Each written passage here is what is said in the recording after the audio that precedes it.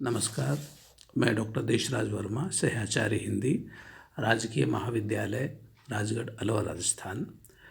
प्रिय विद्यार्थियों, बीए प्रथम वर्ष के द्वितीय प्रश्न पत्र में आपके पाठ्यक्रम में कथा संग्रह या कथा संकलन के नाम से एक पुस्तक लगाई गई है। उसमें हिंदी कहानियों को आपके पाठ्यक्रम में लगाया गया है और इसी क्रम में आज हम मुंशी प्रेमचंद की कहानी पूस की रात, जो आपके पाठ्यक्रम में लगाई गई है, उसके बारे में हम सामान्य चर्चा करेंगे और उनके तत्वों के आधार पर इस कहानी को समझने की, इसकी समीक्षा कर रहे हैं। देखिए, जो कहानी शब्द के लिए कथा शब्द भी प्रचलित है, अंग्रेजी में इसे स्टोरी कहा जाता है। कथा शब्द या कहानी शब्द कथ धातु से बना है, जिसका अर्थ है कहना। प्राचीन काल से ही मनुष्य अपनी भावनाओं को, अपने भाव संवेदन को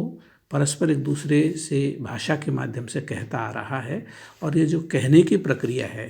यही कहानी का प्रस्थान बिंदु है। यहीं से कहानी शुरू होती है। हम यूँ समझ सकते हैं कि जब प्राचीन काल में आदिम अवस्था में जो आदि मानव है या आदिम मनुष्य है, वो जंगलों में रहता होगा, गुफाओं में रहता था, शिकार करके सारे दिन के अपने कामों से, आखेट आदि से निवृत्त होकर जब अपनी गुफा में आकर बैठता होगा तो दिन भर के अपने अनुभवों को दूसरे से साझा करता होगा। तो वहीं से हिंदी कहानी का या कहानी की जो परंपरा है, उसका विकास हम मान सकते हैं।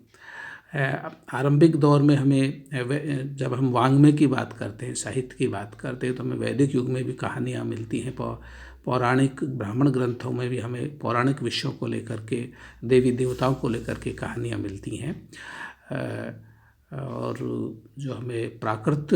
भाषा के दौर में भी कहानियाँ, थेरी गाथाएँ मिलती हैं। पंचतंत्र की कहानियाँ, हितोपदेश की कहानियाँ, सिंहासन बत्तीसी,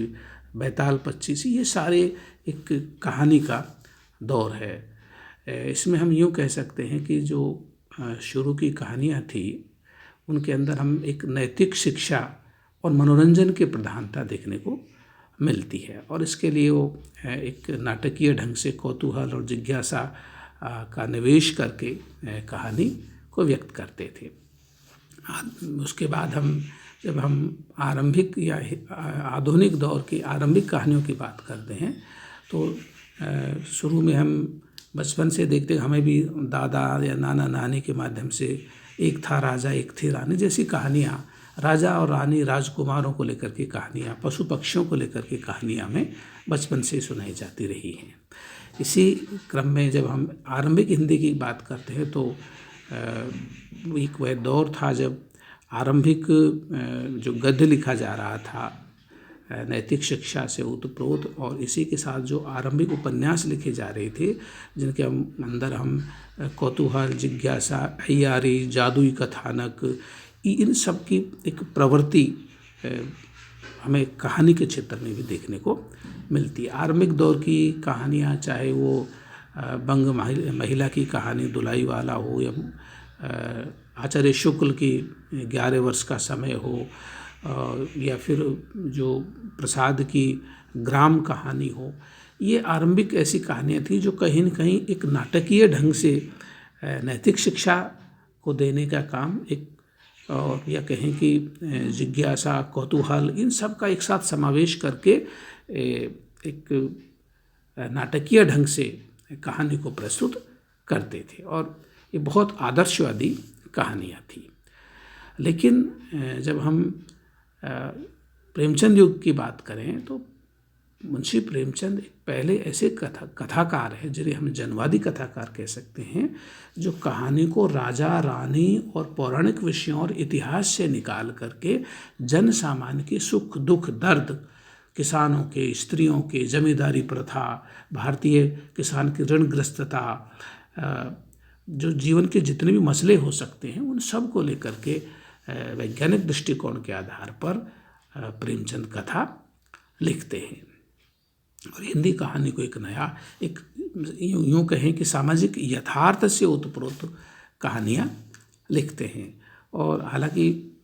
प्रेमचंद भी पहले आदर्शवादी कहानी लिखते थे, लेकिन वो आदर्श से फिर यथार्थ की ओर उनका उन्मुख होता है। उन्हें यथार्थोन्मुखी आदर्शवादी कथाकार भी कहा जाता है।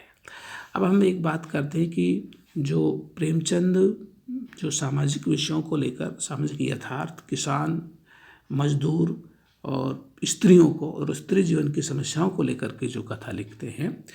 उसी क्रम में हम हिंदी कहानियों को